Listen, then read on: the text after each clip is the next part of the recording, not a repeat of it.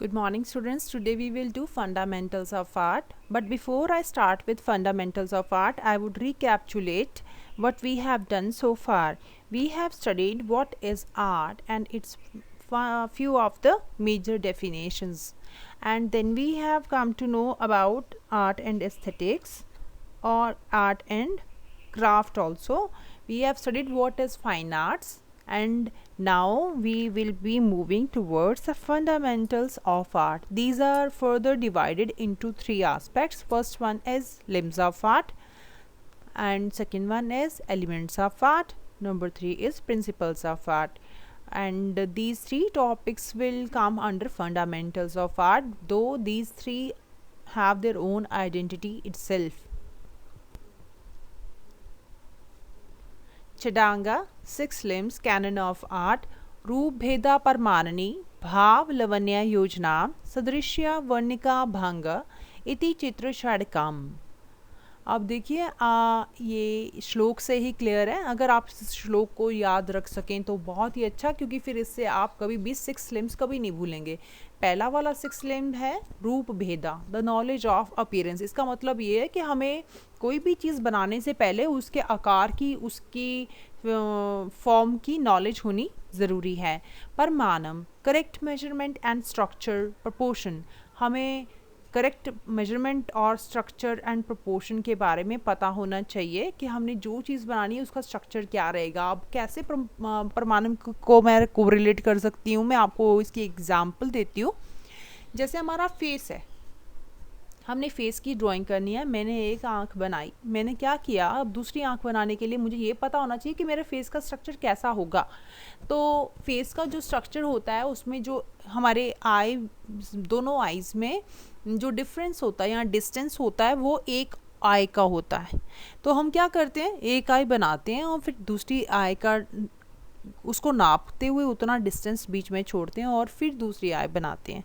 और हमारा जो नोज़ होता है, हमारी आंख का 1.5 पोर्शन हमारी नोज़ होता है. This you can measure with your own face also, you can check it out.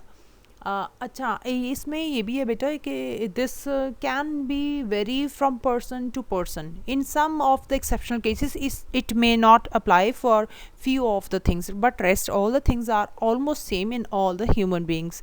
अगर हम अपनी ईयर को बनाना चाहें तो जैसे हमारी आई का एंड है, एंड पॉइंट अगर आप उसको लेके चलें, आप अपने कान तक लेके जाएं, वहीं से आपके कान की शुरुआत होती है. और आपका जो नोज़ है उसकी नॉस्ट्रल के एंड पर आपके ईयर लोब का एंड होता है. तो this is very easy to grasp और अंडरस्टैंड. जो हमारे आई बॉल्स हैं, जहाँ हमारे, अगर हम सामने देखें और हमारे आई बॉल्स जहाँ दिखते हैं, हमारे लिप्स का एंड पॉइंट वो होता है. तो ये आपके लिए कोई दूसरा इंसान देख के आपको बता सकता है कि वो कैसा है. और जो हमारा नोज़ है और अपर लिप है, उसमें अपर लिप है, जो हमारा लिप्स और नोज़ के बीच में जो अपर लिप वाली जगह है वो एक फिंगर का होता है. और ऐसे ही हम अपने फेस का अंदाज़ा पूरा लगाने के लिए क्या करते हैं, हम जब we open our palm, we open our full hand. अगर हम अपने हैंड के एंड से शुरू करें और उसकी सबसे लंबी जो फिंगर है उसके एंड तक काउंट करें, उतने हमारे फेस का साइज़ होता है एक्चुअल. और हमारी 4 फिंगर्स हमारे फोरहेड का साइज़ होता है. अब ये तो मैंने आपको बता दिया what is pramanam. Now next is bhav. भाव माने expression, action of feelings and forms. इसका मतलब ये है कि जो भी हम फॉर्म बनाना चाहते हैं उसके पीछे जो भाव छुपे हुए हैं वो भी क्लियर होने चाहिए. तो हमें पता होना चाहिए कि किस भाव से हमने क्या ड्राइंग की है. लवण्य योजना, आर्टिस्टिक रिप्रेजेंटेशन और इन्फ्यूजन ऑफ ग्रेस और आउटर ब्यूटी. जब हम किसी भी चीज़ को बनाते हैं तो उसमें ब्यूटी डालने के लिए लवण्य योजना का यूज़ करते हैं. हम उसमें आर्टिस्टिक ग्रेस डाल देते हैं. सपोज हमने एक पोस्टर बनाया, हमने उसका ब्यूटीफाई करने के लिए उसका आउटर बॉर्डर कलरफुल बना दिया या कोई डिज़ाइन डाल दिया, दैट इज़ नोन एज लवण्य योजना.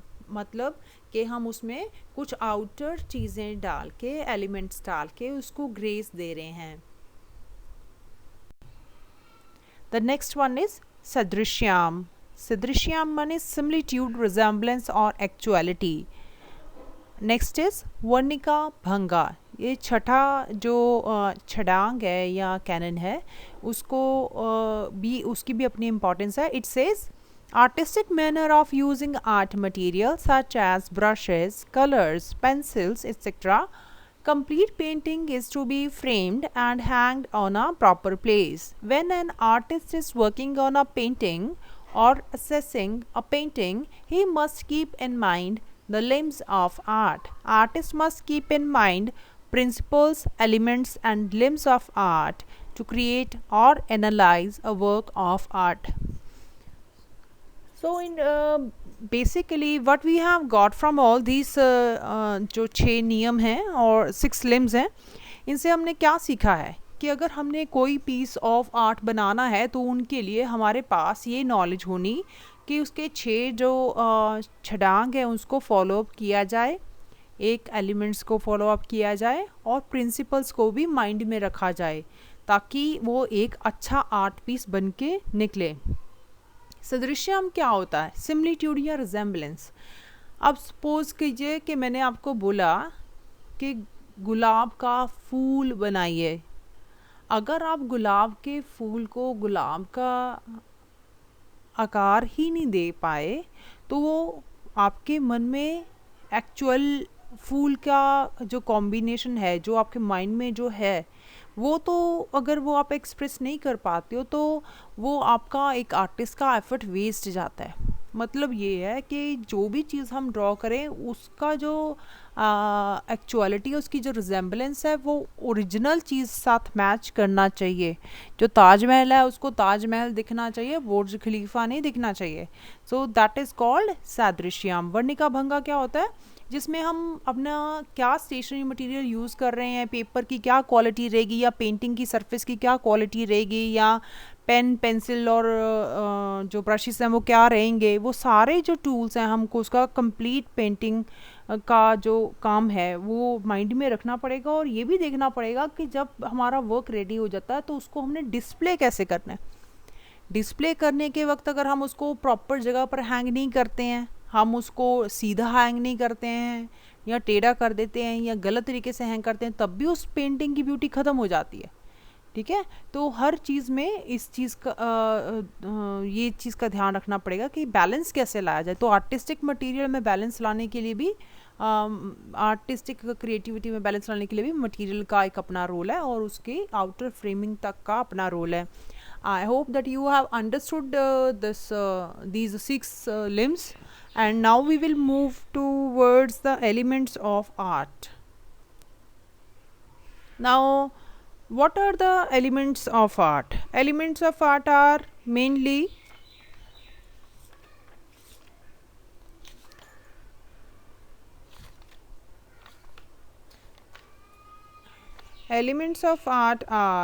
basically point, line, form, color, tone, texture and space.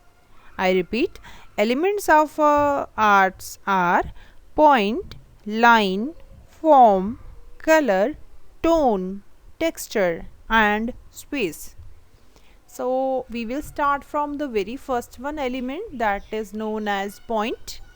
A point is a dot, the first and simplest element of art. It has very small existence in space but can still act as focus of a visual. When several points are combined together, they become more and more empathetic as they start paving a path that eventually forms a line. हमने बेटे किसी भी चीज़ की शुरुआत करनी है या अंत करना है वो एक डॉट से ही होता है. आप देख सकते हैं एक एरो लगा है, उसके सामने एक डॉट बनाया गया है, that is known as point. हम लाइन का एंड करते हैं लिखते हुए तो हम क्या लगाते हैं? Dot, right. और हम जब किसी ड्राइंग को शुरू करने लगते हैं हम अपनी पेंसिल को जैसे ही कागज़ के ऊपर टच कराते हैं तो एक पॉइंट बन जाता है. तो इससे क्या पता चलता है कि बहुत सिंपलेस्ट और first one element of art है. इसके बिना इसकी एग्जिस्टेंस चाहे बड़ी स्मॉल है, बहुत छोटी सी है, बट इसके बिना भी बहुत चीज़ें पॉसिबल नहीं है. रादर इवन कि जब बहुत सारे पॉइंट्स मिल जाते हैं तो क्या बन जाता है? Line. Let's study Now, line. Now, what is line?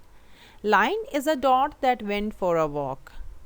According to Paul Klee, line is a dot that went for a walk. मतलब ये लाइन एक डॉट का ही फॉर्म है बट जो एक वॉक के लिए निकल पड़ा है. Line is the beginning of art. For any surface we put a mark and start drawing all kinds of lines. When a line is drawn from one point to another, it becomes a line drawing sketch which has a meaning. Line is a progressing movement or delineation. Kindly underline this. It is used to convey its own intrinsic beauty or to portray a thought or a symbol and to direct the eyes over a given course. The line has direction as well as position.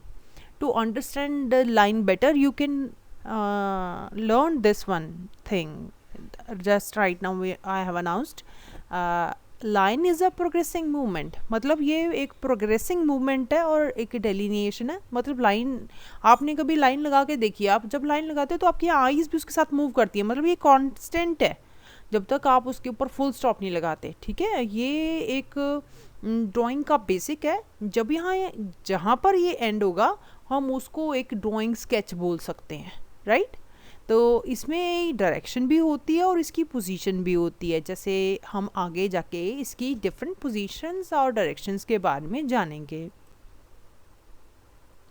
You can see the given picture, जिससे आपको ज़्यादा clarification हो जाएगी what kind of lines we will study here. Now what kind of lines we are going to study?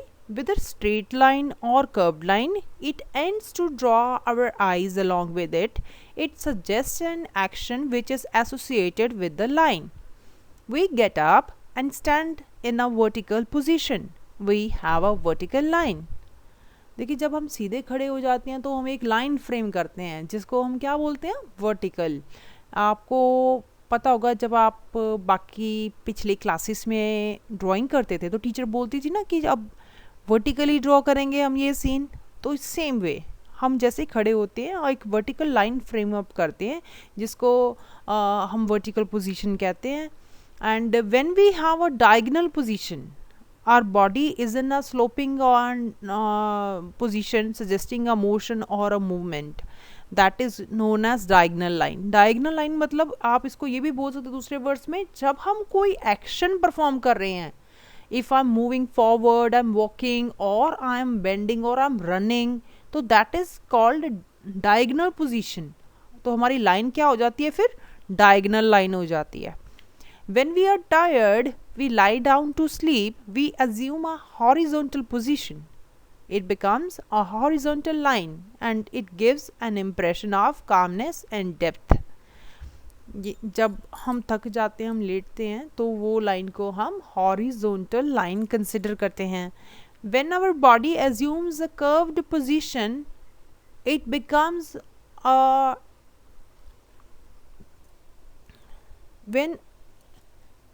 when our body assumes a curved position, it becomes an action of rhythm and growth. मतलब आप इसमें ये count कर सकते हैं, जब कोई dancing position में हो तो वो एक रिदमिकल पोजीशन में आता है और इसको growth, it is constant, it is also movement.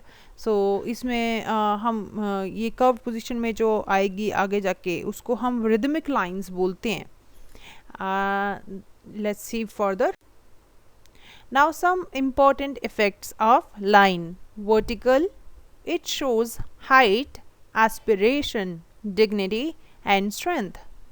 Horizontal, it shows repose, calmness, quietness, peace, balance and permanence. देखिए, हॉरिजॉन्टल लाइन तो नेचर में भी हम देखते हैं. जो हमारी हॉराइजन है वो हम हॉरिजॉन्टल ही देखते हैं उसको, और सन और स्काई और जो सी का एंड वाला लाइन हम देखते हैं वो भी हॉरिजॉन्टल लाइन है. Diagonal movement, it shows movement, excitement, restlessness, agitation. Agitation माने गुस्सा. तो conical, conical lines show confusion, agitation, stiffness, clash, etc.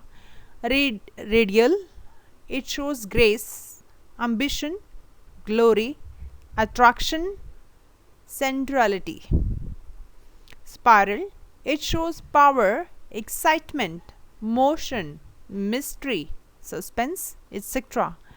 Rhythmic, rhythm, sound, flow, etc.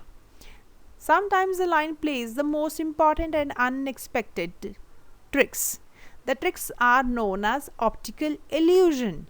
Now, what is that optical illusion? We will understand with this example. If two lines are of same size, but on the end of these lines, opposite arrows are marked, then one looks smaller than the other. This you guys can try on your notebook. Draw two different lines and दोनों की तरफ पहले inward arrows बना दीजिए, फिर outward arrows बना दीजिए. Size same रखिए लाइंस का, पर आप देखेंगे एक इल्यूजन सा क्रिएट होता है. जो आपकी इनवर्ड एरोज होंगी उनमें तो वो तो बड़ा दिखेगा. जो आउटवर्ड एरोज वाली लाइन होगी वो छोटी लाइन दिखेगी, जबकि साइज दोनों का आपने सेम रखा था. तो it creates illusion also. Line also gives a scientific effect. If we have two rectangles of equal size, in one rectangle vertical line is drawn and in other a horizontal line is drawn. The rectangle with vertical line seems to be hyper. ये भी आप खुद draw करके देख सकते हैं. एक आपने देखा मैंने एक रेक्टेंगल नीचे प्लेन खाली शो किया और एक में मैंने डिवीजन किया है, हॉरिजॉन्टली डिवाइड किया है, और एक में आप अगर वर्टिकल ड्रॉ करके देखेंगे तो आपको लगेगा कि एक ज़्यादा चौड़ा है, चाहे दोनों का साइज़ अभी तक सेम रहा होगा. That means these lines can create optical illusion very easily. As you have come to know that today we have done two of the topics. One topic was Chadanga, Six Limbs और Canon of Art, जिसमें हमने उसके 6 अंगों को समझने की कोशिश किया है. Now we are doing actually elements of art. Elements of art, as I have told you, these are main points that one should keep in mind while doing drawing or while making any art composition. These are point, line, form, color, tone, texture and space. आज हमने इनमें से point and line को study किया है. Rest of the elements हम अपने next lecture में करेंगे. I hope that it was easy to grasp and you will be able to learn things easily. And if you will face any problem, you can drop a text message down there. There is a facility of delivering any text. You kindly deliver the text, and if I'll be trying to sort it out on immediate basis. Thank you so much. Have a good day.